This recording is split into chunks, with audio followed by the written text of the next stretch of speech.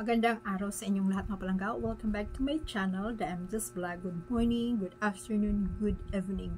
Hello po sa inyong lahat, mga team abroad, team Pilipinas, team seniors, team bahay. Magandang araw sa inyong lahat. At saka yung hindi pa po nag-subscribe sa aking channel, mag-subscribe na po kayo, The MJ's Vlog. Thank you so much. So, ito mga palangga, natatawa ako. I-share ko lang muna ha, kaunti. Pasensya na.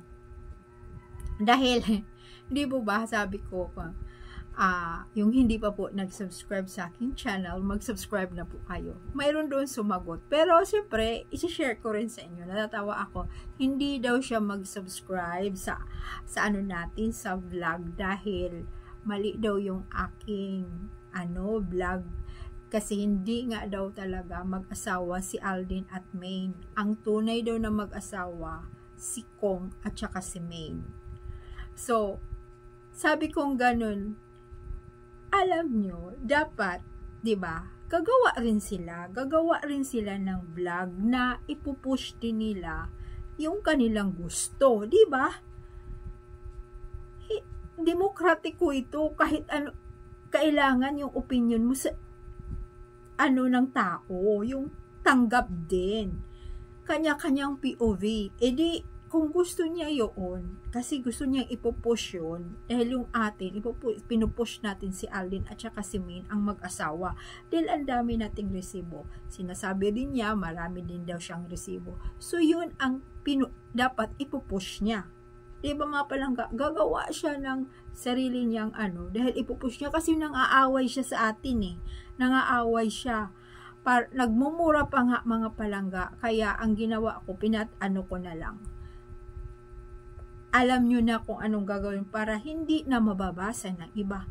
Dahil alam nyo, sa totoo lang, mga sarsuelistas, ganun talaga. May mga bashers, may mabait, may hindi mabait, ganun talaga. So, siyempre tanggapin natin. Pero yung nagmumura na siya, magko-comments nagmumura para lang siya paniwalaan, ay nako, goodbye na lang sa'yo. At saka, hindi naman din siya aldabnation. Di ba mga palangga? At yun na nga, sasabihin niya, hindi siya sa atin makikinig sa ating vlog. Pero, nakikinood din naman siya, nakikibalita rin naman siya. Ang mas maganda na lang, gagawa siya na yung ipupush nila, itutulak nila, at talaga yun ang may relasyon. Yung kanilang pinapaniwalaan, di ba? Bakit sila makikialam sa atin? Kanya-kanya tayo. At saka yung atin talaga, simula pa 2015 hanggang ngayon ang mga totoong aldabnation ay nanatili pa rin aldabnation. Di ba mga palangga? Kakatuwa lang. So ayan. Tapos ito naman syempre katapat din so si Alden andoon din daw kay Catherine. Wala nga yun. Andoon daw sa LA. Ay mayroon nga akong nakita nakakatawa. Dahil talagang nandoon nga daw video ang akala mo totoo no. Pero talaga yung bang lang nga gawa-gawa nga lang video, pinipiki lang ba. Tapos ini-edit lang pero nahuli pa rin. Pero ang ginawa kasi pinapareho nilang damit kay Alden Black tapos kay Catherine Black din. So nung pagkuha ng video, paggawa ng video, sus halata naman na talagang fake, no?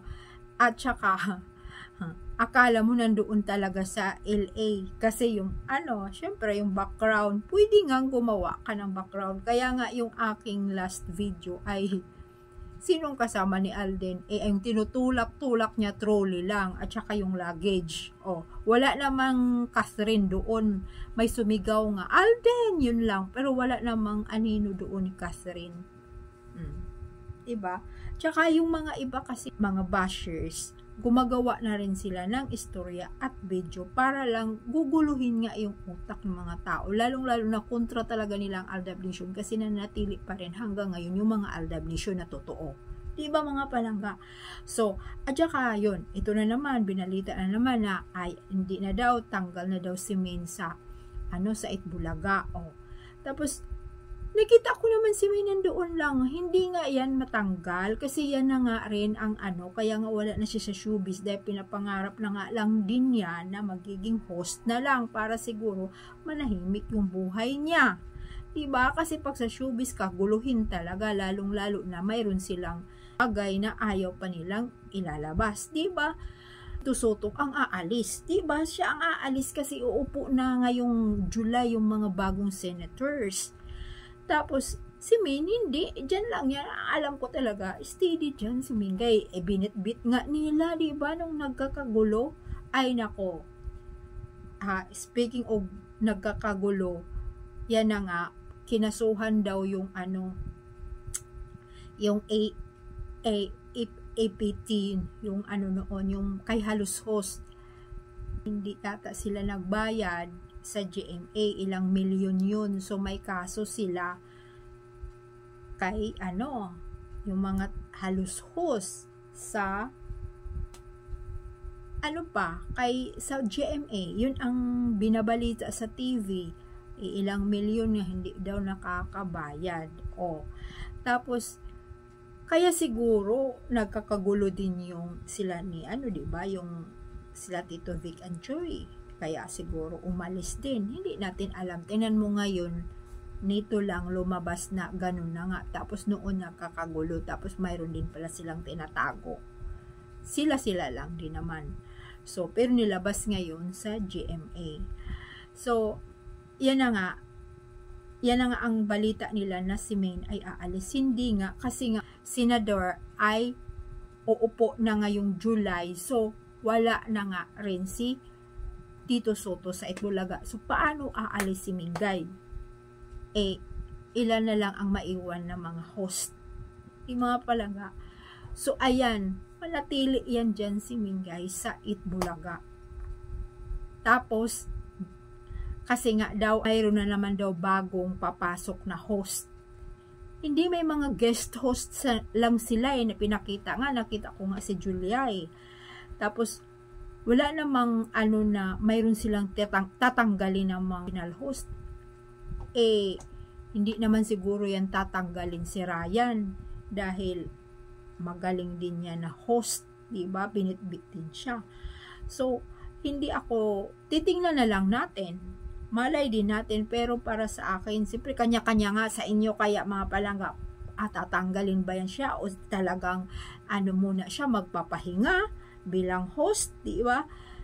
Pero sa akin, siguro hindi, kasi si Tito Soto ay uupo nga bilang senador na bagong senador, pero kahit naman siya luma na ay nakakabalik pa rin, panalo pa rin siya. Pero so titinan na lang natin kung sino talaga ang manatili pa rin sa Itbulaga ng mga host. Kaya thank you so much mga talaga. Bye!